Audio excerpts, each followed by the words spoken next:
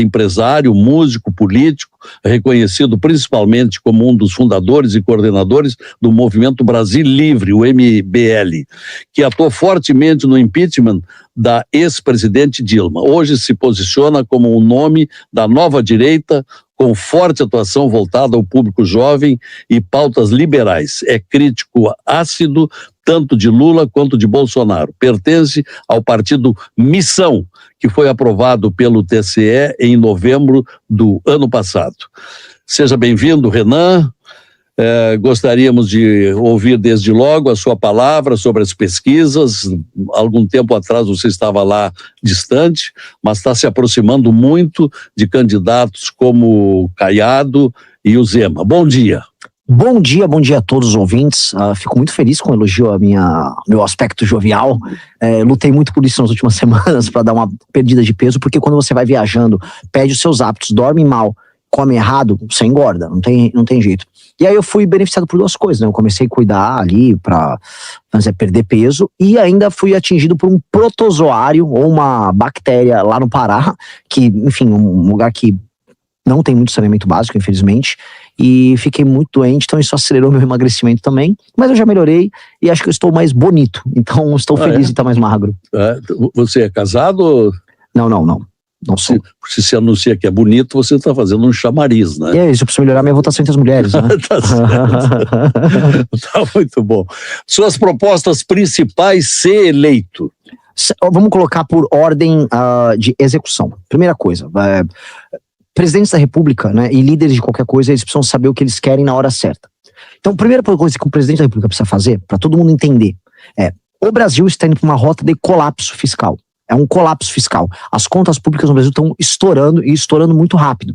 A famosa curva da relação dívida-PIB, ou seja, PIB é o tamanho da economia do Brasil e dívida é a proporção que ela ocupa disso. Ela já está em 80%, indo para 90%, já 100%, só que a velocidade de subida dela é muito maior do que a dos outros países. A relação dívida-PIB em outras nações pode até ser alta, mas ela não está subindo quanto a brasileira. Então o Brasil está indo para uma rota de quebra. E isso significa que os juros vão ficar cada vez mais altos, que a inflação vai ter que ser usada em algum momento como uma forma de corrigir e as pessoas vão ficar mais pobres.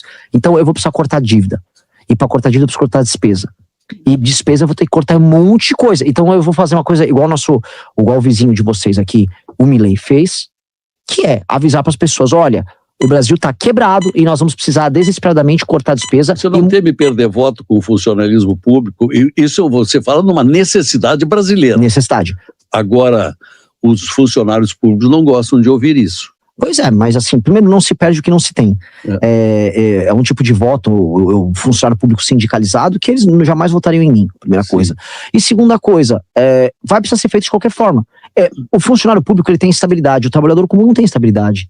Então quer dizer que a conta sempre tem que ir para o trabalhador comum que não tem estabilidade, enquanto aquele que tem estabilidade e que eventualmente ganha acima dos demais ou pode se aposentar de acordo com algumas categorias antes que os demais, ele não pode mexer nos privilégios dele. Eu acho isso muito errado. Se eu falar ainda do funcionalismo, especialmente no judiciário, eu estou falando, vou colocar aqui, tá, de categorias que se comportam de maneira criminosa em receber super salários, e isso foi autorizado para a STF. A STF autorizou os penduricalhos agora. Isso é criminoso.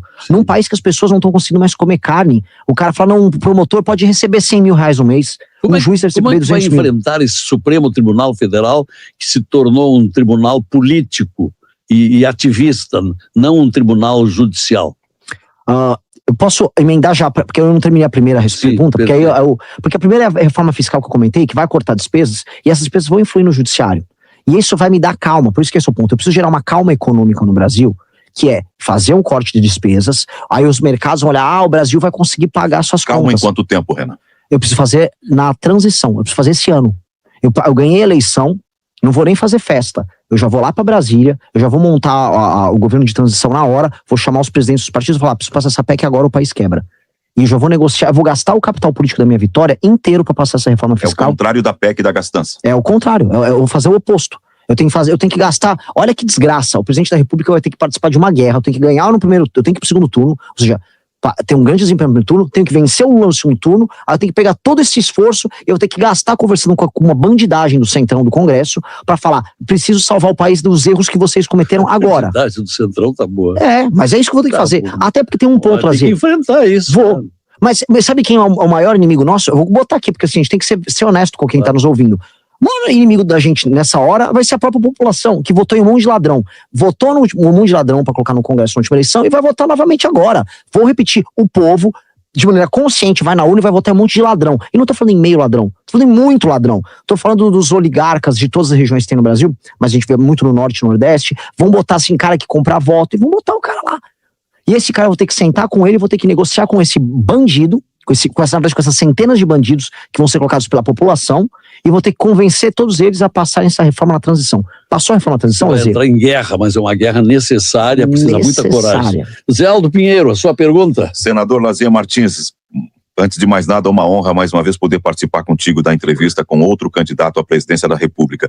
O Renan, que já historiei no começo, tal qual o meu filho, ele tem o nome porque a mãe dele simpatizava com o Renan Dalzotto, o gaúcho do vôlei. Ele está acenando com a ideia de reproduzir o processo que o Milei fez na Argentina. O Milei reduziu o poder aquisitivo da moeda para controlar a inflação, diminuiu a capacidade das pessoas de comprar, inclusive, remédios. E falo como argentino, cuja família está sofrendo lá. Mas agora ele está colhendo resultados disso. Pretendes passar pelo que ele passou? A situação brasileira não é tão ruim quanto a Argentina. Então, as medidas que nós vamos fazer, elas vão ter uma entrega para as pessoas mais rápida. A Argentina, a gente precisa explicar, é uma economia que está, em termos de decadência, 3, 4 passos à frente da brasileira. É como se a Argentina, que estava na mão agora do Fernandes, antes do Milei entrar, olhasse para o Brasil e falasse, eu sou você amanhã. Então nós temos que evitar chegar naquele passo. E a economia brasileira é muito mais dinâmica e o mundo depende mais do Brasil, especialmente na produção de commodities, mais do que da Argentina. Portanto, se eu faço uma reforma fiscal rápida, o retorno já é muito mais rápido que o da Argentina. Eu vou dar um exemplo. Com uma reforma fiscal, eu vou poder fazer os juros caírem. Com os juros caindo e com a necessidade de investimento em infraestrutura que precisa no Brasil, vai chover dólar aqui. E vai chover gente com capacidade investidora colocando obras para rodar. Então a gente tem um retorno econômico muito mais rápido. O que eu vou falar para as pessoas, igual o Milei falou, eu vou precisar fazer medidas muito duras. As medidas são duras, vocês vão reclamar no começo, mas o retorno virá. E quando vier o retorno, lembre-se que nós fizemos isso. Porque o povo não é retardado, o povo não é imbecil. Por mais que o povo, como eu disse, vote em ladrão, e o brasileiro é apaixonado em votar em ladrão. Ele não pode ver um ladrão que já sai votando. Esse é um problema, o brasileiro é tarado.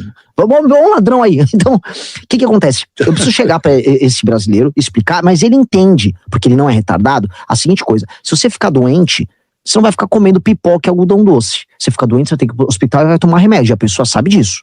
Eu tô avisando, a economia tá doente, eu vou precisar tomar um remédio. O remédio é sempre amargo. Só que depois do remédio vem a cura. Você precisa ser curado. Então o que eu tô propondo para as pessoas é não fazer o que os políticos fazem nas eleições, que é falar que fica tranquilo, vai ficar tudo bom, vamos ser felizes. Eu falei, não vai ser feliz rápido, vai demorar um pouquinho. Vai precisar fazer, e foi o que o Milei propôs. Sabe por que o Milei não se queimou com o eleitorado nesse período de 1 ano e meio da transição, em que as pessoas perderam o poder de compra, sofreram? Porque ele avisou que isso ia acontecer. Ele avisou, vai demorar um pouco, confia em mim, vamos tocar o plano. E os argentinos, em grande medida, acreditaram nele. E aí estão começando a ver os primeiros frutos, queda da inflação, um começo do aumento do poder de compra das pessoas. E aí isso começa a apontar um caminho bom. Investimentos externos na Argentina voltaram a acontecer. Agora estão fazendo um dos maiores data centers do mundo na Argentina. E isso já é sintoma de uma nova Argentina que começa a se reconectar com o mundo. Então, eu preciso fazer a mesma coisa aqui. A única diferença, aqui a resposta é muito mais rápida que na Argentina. Você já tem um nome escolhido para ministro da Economia? Não, mas assim, eu não tenho escolhido publicamente. Eu já sei quem é e já conversei. Já está conversado? Já. É que agora tudo tem suas etapas. E qual é o perfil? Perfil tem que ser, 1, altamente técnico. 2, tem que ser um perfil... Eu não vou trazer para o nosso governo, aquela lógica dos medalhões que assumem ministérios e com nome. Eu quero pessoas que estejam conectadas com as novíssimas tecnologias que vão mudar tudo. O mundo agora vai passar por uma revolução nos próximos 10 anos, que é da inteligência artificial. Então, o ministro da Fazenda, ele tem que entender o papel da tecnologia, tem que ser jovem, entender de tecnologia, ele tem que ter a mesma visão de mundo nossa, ele tem que entender que essas reformas que a gente está defendendo são fundamentais para mudar o Brasil, ele tem que aumentar a credibilidade do Brasil na parte de contas públicas. Este é o perfil. Então, existem algumas pessoas que se encaixam nesse perfil e eu conversei com elas e já temos o nome aqui pronto. Escola de Chicago? Pode ser, assim, isso soma, mas não necessariamente é condicionante. Eles têm que entender que a gente, independente da visão deles, que é a visão liberal que a Escola de Chicago tem, nós temos uma visão que precisa ser profundamente brasileira. Eu acredito no papel que o Estado tem na área de investimento. E eu acho que nós vamos precisar aumentar o papel do Estado na hora de investir e o Estado atuar em algumas regiões no Brasil onde não há atividade econômica. Não sou a favor de Sudene, todos aqueles gastos idiotas que a gente teve ao longo do nosso passado, mas eu sou a favor que o Estado atue de maneira inteligente, como ele atuou, por exemplo, na Embraer e com o ITA, criando a indústria aeronáutica no Brasil, como ele atuou com a Embrapa e com as frentes pioneiras, criando o agro exportador que a gente tem. A gente vai ter que fazer alguns elementos do Estado atuando de maneira Você reduziria, Renan, você reduziria os ministérios e privatizaria algumas estatais? Com certeza. Isso vai acontecer. Você fala uma linguagem bem diferente dos demais candidatos, não é? Você é o radical das boas intenções. Uau, adorei o termo. Tocando aquilo que o Brasil precisa de mudanças, um outro estilo de governo. Agora, para isso, você vai precisar contar com um Congresso Nacional que ajude. Esse que está aí hoje não ajuda. Esse Congresso Nacional que está aí não ajuda. Eu estive lá, eu vi de perto. 80% dos políticos do Congresso estão lá para arrumar a sua vida. Exato. 20% estão lá para ajudar o Brasil. Agora, o povo brasileiro, de pouca instrução em grande parte, que não é politizado, será que vai escolher nas eleições de outubro os parlamentares que se adaptem, que se adequem ao seu estilo se for eleito? Vou ser bem claro, não. Não, né? Não. Vamos ser bem claro. A gente tem que ser. A gente tá, eu não falei que o brasileiro é um corpo doente. Vamos falar do corpo doente? Vai vir eleição e o povo brasileiro vai votar para deputado e para senador em débil mental e ladrão. É isso que o brasileiro vai votar. O Brasil precisa entender assim, quando vai vir uma grande discussão lá no Congresso, vamos supor, vai discutir uma reforma da Previdência, que dos 513 deputados, 20 são capazes de discutir o assunto. E desses 20, pelo menos 10 vão discutir de maneira desonesta. Como faz para identificar que o candidato não é débil mental e ladrão? Se ele sabe falar em público, se ele sabe defender as propostas dele, se as propostas dele fazem sentido, e se ele não está envolvido em escândalos de corrupção, e se ele não está no orçamento secreto. Se você conseguir separar isso, você consegue ter ok, esse parlamentar aqui funciona.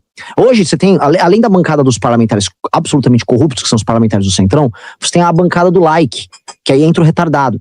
Que são, por exemplo, parlamentares. Vou dar um exemplo. A comissão quer chorar e falar: meu país perdeu todo o sentido. Assista uma sessão na TV Câmara da Comissão de Segurança ou da Comissão de Direitos Humanos. Que aí você tem os palhaços de direita e de esquerda que ficam lá gravando vídeo. E na Comissão de Segurança fica um monte de homem de óculos escuros, uns broches de metralhadora.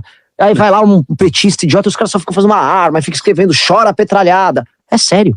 Sabe, é sério uma coisa dessas? É pior do que um circo. A gente tá pagando preço astronômico pra ter um bobo. E são bobos. Ou uma mulher, sei lá, de um cocar.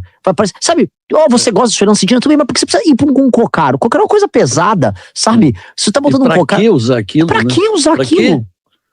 Se já se sabe que é uma indígena que está lá, por que tem esse vestir? Exato. Lá não é uma taba? Exato, porque todos eles, do cara que quer fingir que ele é militarizado, que é o cara que tem que estar todo cheio de paramentos de armas, a pessoa que tem que botar um cocar, eles estão fingindo e posando. Então você tem a bancada do like e você tem a bancada da emenda. E isso é a maior parte da Câmara. Estás falando da dualidade das bolhas. Sim. Da direita e da esquerda. Como faz para furar essas bolhas? Olha, o brasileiro gosta de entretenimento e a política se tornou um Big Brother. A pessoa gosta de acompanhar a política porque é um Big Brother. Elas querem acompanhar as brigas, as fofocas, as discussões, as lacradas que um dá no outro. Só que o Big Brother, ele é um fim em si mesmo. Ou seja, você assiste um Big Brother não porque vai ser alguma coisa de boa do Big Brother, mas simplesmente você passa o seu tempo assistindo o Big Brother. Aquilo não tem nenhuma função social. O Congresso e a política se tornaram isso. O problema é que, como ele é um fim em si mesmo e as coisas precisam ser resolvidas, nada acontece. E aí o que está acontecendo? A gente está indo para uma eleição agora em que as pessoas estão cansadas, porque a despeito de todo o teatro e da briga, nada acontece. E coisas precisam acontecer. Então as pessoas querem que você destrua o crime organizado, as pessoas querem que a economia ande, as pessoas querem ver que a infraestrutura que não existe no país comece a funcionar, que a sabotagem que existe do ponto de vista de ONGs e associações contra a feitura de obras no Brasil aconteça, que exista atividade econômica na maior parte das cidades pequenas que tem ao redor do Brasil que hoje não existe, que as pessoas não precisem ficar migrando internamente, ou seja, as pessoas precisam que as coisas aconteçam, mas as coisas não acontecem. E aí ela liga na TV Câmara, aí tá lá: seu comunista, você é gaysista, não dá. Então o teatro cansou, é como se o Big Brother, que a pessoa fica assistindo, que é a política brasileira, ok, cara, eu só quero ver alguma coisa acontecer. Agora, eu lhe fiz uma pergunta lá atrás e que você não teve tempo ainda para responder. Porque nós temos hoje um Supremo Tribunal Federal aparelhado pelo governo Lula. Em 3 governos ele foi escolhendo, em cada governo 1, 2 ou 3, e hoje temos um Supremo Tribunal de gente que sintoniza. São ministros alinhados com o governo Lula. Como alterar isso? Se você vai para lá, serão esses os ministros que vão julgar ações movidas pelos parlamentares. Você vai tentar adotar uma determinada medida, haverá ações contra a sua tentativa. Então, o Supremo vai ser uma pedra do seu caminho. Espero que ele não seja. Eu não vou lá procurar briga com o Supremo. O Supremo está todo encalacrado em escândalos de corrupção. 2 dos principais nomes da STF. O Senado não toma iniciativa de caçar, de fazer o impeachment. Mas, vamos lá. Uma coisa é o Senado tocar o impeachment do ministro do STF com esse Senado que tem aí. Ele vai se alterar em parte, primeiro ponto. Bom, acho que haverá um clima de guerra. 54 vagas. Sim. Se o eleitorado brasileiro modificar 30 vagas, a coisa melhora muito. Porque tem 22 lá que são contra esse Supremo. Exato. Aí com 30 dá 52. Aí sobra. Nem precisa eleger 30. Sim. Se eleger 25, por exemplo, já tá bom para mudar o Supremo. E o presidente da República, e esse é o compromisso público que eu estou adotando, eu não vou chegar lá para declarar guerra a ninguém, porque o Brasil, como eu disse, precisa andar. A primeira coisa que eu preciso fazer é, como eu disse, passar a pauta fiscal, ainda esse ano, na transição, e virei o ano, eu preciso iniciar a guerra contra o crime organizado. Aí que entra a questão, o STF vai querer se interpor? Se o STF se interpor, eu vou ser bem claro, vou dar um exemplo, vou na Restinga pegar os caras da facção bala na cara. Aí vem uma decisão lá baseada na DPF das favelas. Olha, não pode fazer isso. Eu vou ao Xandão dar uma canetada. Eu não vou cumprir. Eu estou avisando de maneira prévia. Eu não vou propor nada, golpe, vou ficar arrumando briga. Vou briga com ninguém. Converso com todos. Agora, decisão ilegal não se cumpre. E já tem prerrogativa para fazer isso, dada pelo próprio presidente do Senado, que uma vez tomou uma decisão monocrática do Marco Aurélio para ser afastado, o Renan Calheiros, 2016, falou: não cumpro. Não vou cumprir decisão ilegal. Decisão ilegal que impeça o presidente de cumprir um dever constitucional, que é defender a integridade do território nacional, que é meu dever constitucional como presidente, eu não vou. Isso é um absurdo. Então, decisões que venham derrubar o processo legislativo brasileiro, porque o ministro quer dar uma decisão dizendo, isso aqui na verdade é um direito fundamental do não sei o quê, e aí vai derrubando todo o funcionamento do Estado brasileiro, não serão aceitas. Aí ele vai fazer o quê? Vai me derrubar? Vai dar uma canetada? Vai mandar a Polícia Federal prender o presidente da República recém-eleito? Quero ver fazer isso. Eu sou um democrata. Sou contra todo esse papagaiada de golpe que a gente ouviu falar nos últimos anos. Dito isso, é golpe também você impedir o exercício de um poder. E o poder executivo tem que funcionar. Isso é um golpe. E hoje você não consegue governar no Brasil. Renan, como tem sido tratado aqui no Rio Grande do Sul pelos gaúchos, e pediria até que fizesse uma comparação do modo como está sendo recebido pelas regiões, porque o sul do país tem enfrentado dificuldades, está se sentindo um pouco vítima de um certo preconceito do atual governo da República. Qual é, nesse teu período de pré-campanha, a percepção que tu estás tendo do trato dos gaúchos para com as tuas ideias e para com a tua pessoa? Vocês são um povo formidável, cara. Vocês são um povo formidável. Onde há crescimento econômico no Brasil, há gaúcho. Eu acho que é muito paradoxal a situação dos gaúchos, porque quando eu vou no Maranhão, a melhor região do Maranhão em termos de desenvolvimento é a região de Balsas, região de gaúcho. Quando eu vou na Bahia, a região que mais cresce é a região oeste, gaúchos. Barreiras e Luiz Eduardo. Não é? Quando eu vou para Tocantins, gaúcho. Mato Grosso, gaúcho. Mato Grosso do Sul, gaúcho. É gauchada toda. Exato. Quando eu vou para o oeste do Paraná, gaúcho. Vocês são um povo formidável, um povo trabalhador, um povo com uma energia expansionista. Rondônia, vamos falar Rondônia? Mesma coisa. Gaúcho. Agora, se eu olho no próprio estado, os gaúchos não conseguem crescer no próprio estado. Não tem um paradoxo? Eles são o motor do desenvolvimento de outros estados, e aí ao mesmo tempo o próprio estado não funciona. Porque o povo gaúcho tomou decisões muito ruins nas últimas décadas todas, muito parecidas com o povo da Argentina. De ficar preso em guerras internas, né? Você tem uma versão do peronismo aqui, e vocês têm conflitos internos desde a época dos chimangos e maragatos. Essa coisa vem de muito tempo. Então vocês têm aqui, vocês já têm os problemas de vocês que fazem com que... Temos perdido muitos talentos, gente boa que sai daqui e vai para outros estados. Exato. Grande parte aqui pro lado, Santa Catarina, que é o estado que mais cresce, que mais cresce economicamente no país. Exato. E aí vocês ficaram para trás do Paraná e Santa Catarina. Vocês eram o maior e mais importante estado do Sul. Fomos a quarta economia do Brasil. Exato. Hoje a quarta é o Paraná. É. Então, o que acontece com o Rio Grande do Sul, né? Esse modelo, essa decadência que aconteceu aqui, é muito resultado das decisões políticas de um Estado absolutamente inchado, inimigo do empreendedor, hiperfiscalizações, muito similar ao que aconteceu na Argentina. Vocês têm um paralelo entre Rio Grande do Sul e Argentina gigantesco. Éramos a terceira economia do mundo, falando como argentino. Exato. E aí a sabotagem... É que esse rapaz aqui, ele nasceu na Argentina. Então, sabe esse drama? A gente consegue fazer muitos paralelos entre... Até porque assim, ó, aqui tinha essa energia que você tem no Paraguai, na Argentina, que é coisa de blancos e colorados, essa energia dual, sempre duas forças inimigas brigando entre si. Tanto que as cores eram as mesmas, né? O Chimango Maragato acho que é branco e vermelho também, o Paraguai tem esse branco e vermelho. A energia dessa, de sempre duas facções... Um é vermelho e o outro é branco. É? Né? É. Paraguai branco e colorado. Os maragatos vermelhos e os chimangos brancos. Tu tá dando uma demonstração de conhecimento. Qual é a tua formação? Eu abandonei a faculdade de Direito da USP. Eu fiz a faculdade de USP, a gente pode colocar, sem ser muito bairrista, como a melhor faculdade de Direito era, né, do Brasil, a mais tradicional. Então era o vestibular de humanas mais difícil de passar. Sempre fui um garoto muito estudioso quando era jovem. Abandonei a faculdade no meio do curso porque eu quis começar a trabalhar. Eu sempre fui muito ansioso, queria trabalhar, ser empresário e ter minhas aventuras. Eu estudo por conta própria, eu amo história. Eu amo história, amo história. Inclusive o nome do meu partido, tem a ver com coisas muito gaúchas aqui, né? Missão, né? Aqui tem a região das missões, teve todo o caso, vamos dizer, do enfrentamento dos jesuítas, a colônia, os nossos bandeirantes, meu povo de São Paulo veio aqui causar, né? Com as missões, mas o que eu quero dizer é assim, eu amo história e eu amo entender os processos históricos, como a gente pode usar eles a nosso favor para tornar os nossos desejos realidade, né?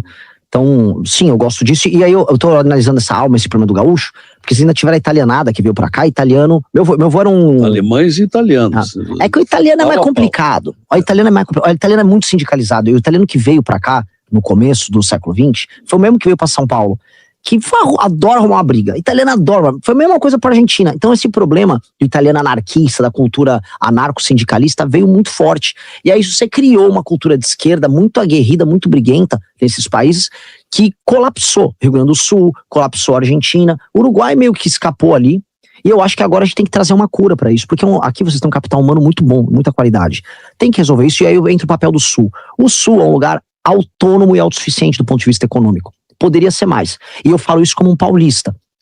São Paulo é, na prática, o estado mais roubado de todos pelo Pacto Federativo. O governo federal, no PT, ele tem um sistema de relações em que ele precisa, e antigamente eu achava que isso era conversa mole, eu achava que isso era papo de tiozão do Zap, mas não é. O PT precisa que as pessoas dependam do Estado. É verdade. Então, como vocês são autônomos, o PT tem raiva de não poder controlá-lo, de não poder encilhar vocês. E aí ele vai usar argumentos, vocês são brancos, vocês são racistas, que é o argumento que ele usou sobre os catarinenses. Vocês não gostam do povo de não sei o que. Isso é conversa mole. Isso sempre foi conversa mole. E essa conversa mole tem que ser rechaçada. Renan, como é que vai ser o seu debate com o Lula na televisão? Será engraçado. É engraçado. Será engraçado, as pessoas vão se entreter. Não sou um palhaço, mas eu sou pelo menos uma pessoa verdadeira. Você vai mexer com ele, né? Eu vou lembrar de algumas coisas que ele fez na vida dele. E eu vou ser bem claro sobre essas coisas. Não tem medo de tomar uma cadeirada? Não. Tá lembrando do... Não, eu não acho que vai estar... O Lula não tem a energia do Datena pra me dar uma cadeirada. Se for eleito presidente da República, uma situação com a qual tu vai te deparar brevemente. A inviabilidade da Previdência Nacional. O déficit da Previdência só cresce. Como vai resolver isso? Como eu disse, a reforma fiscal que eu pretendo fazer na transição, ela vem embutida nela uma reforma da Previdência, paramétrica. O projeto já está protocolado, inclusive. Vai ter que mexer na Previdência. E vamos ter que mexer nas desigualdades da Previdência. Ficou muito setor de fora da Previdência. Previdência, eu vou te falar outra coisa, renúncias fiscais são problemas gigantescos que não precisa mexer. Previdência... Eu vou te comentar um negócio sobre gaúcho, tá? Vocês perderam um monte de indústria aqui por conta de renúncias fiscais em outros lugares. A indústria calçadista aqui saiu, muita coisa saiu daqui do estado. Você foi para o Ceará, principalmente para Paraíba, né? Eu visitei essas empresas no Ceará, a Grendene, no caso. Ficamos ainda com um quantum bastante bom, mas perdemos muito. Sim. Porque lá a mão de obra era mais barata e os governos estadual e municipal ofereciam muito, e aqui ofereciam um pouco. Uhum. Mas que nós vamos fazer? Né? A questão toda é que vocês também não tinham como oferecer nada na guerra fiscal, porque vocês começaram a gastar tanto com inchaço da máquina pública, igual a Argentina, que vocês precisam arrecadar no fim do dia, né? São tantas coisas que a gente tem vontade de perguntar, né, Lazier? Quais as tuas propostas para a educação básica e para o ensino superior? Bom, eu já vi, eu até fui cortado pelo Lazier, eu tô falando muito, né? Eu tenho que tentar me enxugar aqui. Não tem problema. Tu tem que ser como tu é. Sente necessidade de perguntar. Mas lógico, é que eu tenho que ir rápido, Lazier, porque senão eu começo a falar muito, vocês vão ficar, fica quieto, garoto. Então vamos lá. O que eu preciso? As crianças estão saindo da escola semi-alfabetizadas. Nós temos um problema de alfabetização no ensino básico. E eu vou resolver o problema. O mundo já chegou a testar métodos alternativos de alfabetização de criança. Nós precisamos ter um método que funciona, chama método fônico, obrigatório. Hoje não é obrigatório. Lembra quando o senhor ou você aprenderam a falar, lembra do B, a ba, bebi, bobu, vá, vevi, vovu, lá, leli, lolu? Hoje não é assim. Hoje muitas escolas usam métodos que foram inventados, por exemplo, na Inglaterra, que não, a própria Inglaterra abandonou, Estados Unidos abandonou. Método tem que ser um método fônico. Professor tem que ter autoridade. Repetência de ano tem que ser regra. Não cumpriu a pontuação que você precisa passar de ano, vai repetir de ano. Por quê? Porque senão você não consegue chegar até os 12 anos sabendo ler, escrever e recitar, declamar. Se uma criança não sabe com 12 anos... pode ser reprovado em até 3 matérias e passa adiante. Exato. Você precisa cumprir as matérias para passar de ano. Qual é o teu modelo? É o modelo de Sobral? O modelo de Sobral conta muito, porque é um modelo que estabelece sistemas de incentivo para escolas que têm melhor desempenho. Nós vamos aplicar isso em maneira nacional, com premiação em dinheiro para a escola, em dinheiro para o diretor da escola e em dinheiro para os professores. O professor, comigo, vai ser o seguinte, você vai ter seu salário, eu não vou ficar aumentando automaticamente o salário de todo mundo. Se a sua escola bate uma meta, aí você vai ganhar no ano um baita de um prêmio. Prêmio em grana, que era o interesse pecuniário do professor nisso. Só que não tem que ficar só nele. Um dos problemas, lembra que eu falei, brasileiro gosta de votar mal? Brasileiro, vou perder voto, mas vou ser sincero, brasileiro não liga para educação. As famílias não cobram as escolas do desempenho dos seus próprios filhos ou da melhoria do atendimento dos professores às crianças. Pois bem, para envolver, eu vou dar prêmio em dinheiro para os melhores estudantes e para a família deles. Então, o aluno tirou nota alta, eu vou acabar com aquele pé de meia que só paga pela frequência e eu vou pagar para os melhores alunos. E os alunos especiais de escola pública, vamos botar um exemplo aqui para tratar da questão de cota, ou aquele menino negro, aquela menina negra, ou branco, não importa, mas eu tô falando que foi bem na escola pública, tá tirando notas bem altas, eu vou pegar ela e vou dar uma bolsa de estudos na melhor escola da região dela, para ela poder concorrer no vestibular sem precisar de cota. Muito bem. E como você vai enfrentar um dos maiores males do Brasil, do tráfico de drogas? Mas essa vai ser a parte gostosa do nosso governo, porque é um governo de repactuação nacional. Eu vou devastar o tráfico de drogas. Como é que faz isso? Nós vamos alterar... Primeiro, a gente precisa subir todas as penas para crimes violentos no Brasil, novamente. Precisamos subir as penas. Nós precisamos mexer nas leis de execução penal, que é a famosa LEP. Nós temos que acabar com a progressão de pena. Isso tem que eliminar o poder discricionário que o juiz hoje tem. Para traficantes tem que acabar mesmo. Eu acho que progressão de pena tem que existir para alguns crimes não violentos e só. Exato. Alguns crimes... Crime violento não tem progressão. Faria que nem o presidente de El Salvador, fazer mais presídios e botar um mundo de gente na cadeia? O meu slogan é mais presídios e menos escolas. Eu preciso fazer... lógico. Repita. Mais presídios... Eu preciso de fazer mais presídio no Brasil e reformar as escolas que eu tenho. Eu não preciso sair abrindo escola nova. Essa aqui é uma provocação. É uma provocação que eu falo. Porque todo mundo fala assim, não, quero mais escolas e menos presídios. Não, eu vou fazer mais presídio no Brasil. Escola já existe, a população está diminuindo no Brasil. Eu tenho que pegar a escola que já existe, em vez de fazer populismo, eu vou reformar, vou fazer escola com tecnologia, vou pegar as escolas pré-existentes, vou colocar quadra nelas, vou tornar as escolas boas. Agora, construir agora, eu tenho que botar marmanjos, centenas de milhares de marmanjos na cadeia, que é isso que eu preciso fazer agora. Precisa de dinheiro, hein? Para sustentar na cadeia esse mundo de traficantes e bandidos, isso custa caro. Eles vão ajudar, eles vão trabalhar bastante lá dentro pra gente. Tu tá te apresentando como uma mistura de Bukele com Milei. Não vai ser fácil. Eu queria te ouvir também falando sobre um outro tema, porque nós estamos diante de uma situação em que há uma questão ideológica que, avançando sobre o processo judicial, se fores eleito presidente da República, faria como disse o Caiado, uma anistia geral dos condenados do 8 de janeiro? E qual a tua opinião sobre a dosimetria? Só dosimetria, não anistia. Eu acho o seguinte, eu sou presidente da República, eu estou eleito. Eu tenho que zelar pela ordem do meu país. Eu não posso aceitar que qualquer grupo político invada prédio público no Brasil, destrua tudo, fique pedindo intervenção dos militares e nada aconteça. Porque eu não entendo meus concorrentes que querem ficar agradando o bolsonarismo, que querem basicamente dar passe livre para todo mundo que comete esse tipo de crime. Ou seja, quando o MST destruiu, então, o Congresso, ou destruiu os prédios públicos e ministérios em 2017, estava tudo bem, então tem que aplicar a mesma regra? Então o MST também pode, então, fazer isso, não acontecer nada com eles. É lógico que não. Aquelas pessoas, veja só como o caso brasileiro é bizarro, aquelas pessoas cometeram crimes. Ao mesmo tempo, elas não tiveram o direito a um julgamento justo, porque elas foram alvo de um julgamento anômalo do senhor Alexandre de Moraes. Bizarro, um julgamento político. Por que a dosimetria é necessária? Porque é uma ação política vinda do Congresso, avisando o seguinte: nós vamos sopesar o crime que foi cometido com a ausência de um julgamento justo. E vamos ajustar as penas para ficarem menores. E quem foi alvo... É porque não houve individualização da pena. É isso. Os caras tiveram foi a varrer a mesma pena para pessoas de protagonismos diferentes. Exatamente. E isso foi uma bizarrice. Claro. Então, o que rolou foi, na prática, como você tem um elemento anômalo que já era o inquérito do Alexandre de Moraes, ele basicamente puxando tudo para si, aí ele criou um julgamento coletivo, ele criou o Nuremberg do Alexandre. Então ele criou o julgamento dele, você tinha audiências coletivas. A audiência coletiva você vê em guerra. Então você botava numa audiência online, vários réus com advogado, ninguém tinha como individualizar a sua própria relação. Foi bizarro. Então assim, agora, dá uma anistia, aquelas pessoas não... O Congresso Nacional, o STF, não foram destruídos por um sujeito, foram milhares de pessoas que invadiram e aquelas pessoas sabiam o que estavam fazendo. Porque se eu for só anistiar o cometimento de crime, meus amigos, aí uma pessoa que vai te assaltar na rua ou um pichador que eu quero prender, vai falar, poxa, mas eu também quero. Programas sociais, Bolsa Família. Tem que ser reajustado. Quando eu digo reajustado, não é reajustado no valor, reajustado no modelo.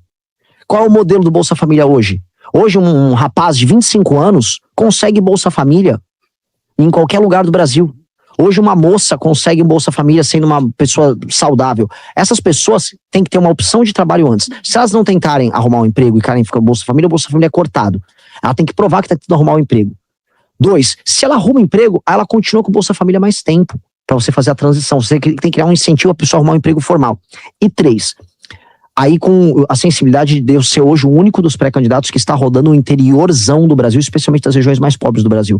Tem cidades no Brasil que não têm atividade econômica, e se você tirar o Bolsa Família, as pessoas morrem de fome na hora ou migram para cidades, favelizando as cidades. Essa é a verdade.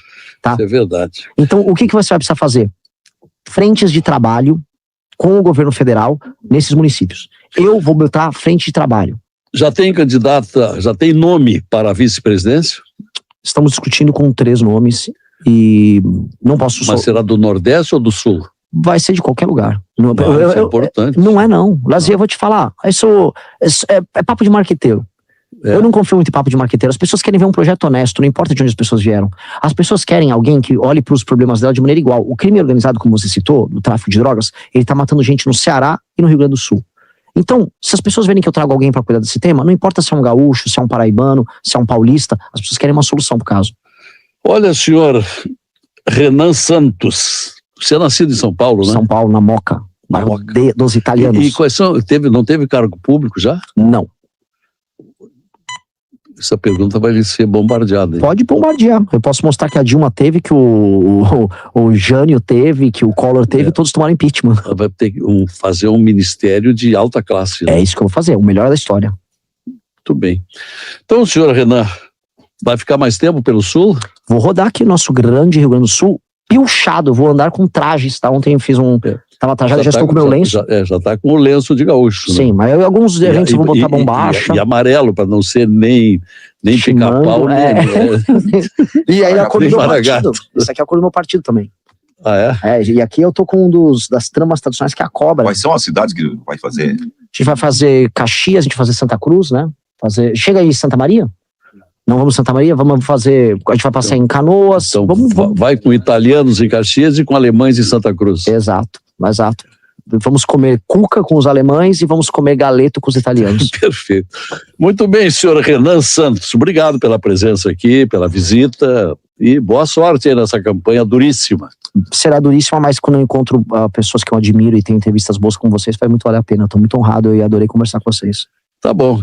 Pré-candidato à presidência da República pelo partido Missão, né? Uhum. Que é o equivalente ao MBL. Sim. Tá bom, obrigado pela presença, boa sorte aí no trabalho. Obrigado, foi uma honra. Zé Aldo, obrigado pela participação, sempre Fiquei com valiosa. uma impressão ótima de um candidato cheio de vida, cheio de ideias, cheio de sonhos. O Brasil precisa um pouco disso também, Lazier. É. Alguém que tenha a coragem que ele tem para dizer algumas verdades. E tem mocidade e tem saúde, né? Tá bem de saúde, graças a Deus. Ou tinha, né? Ou quase morri semana passada, mas tô bem, agora tô bem, melhorei. Ninguém volta de uma viagem no Pará, no interior, sem sequelas, né? Então, só imagina. Voltei complicado, mas melhorei. Tem que cuidar do que come, né? Tem.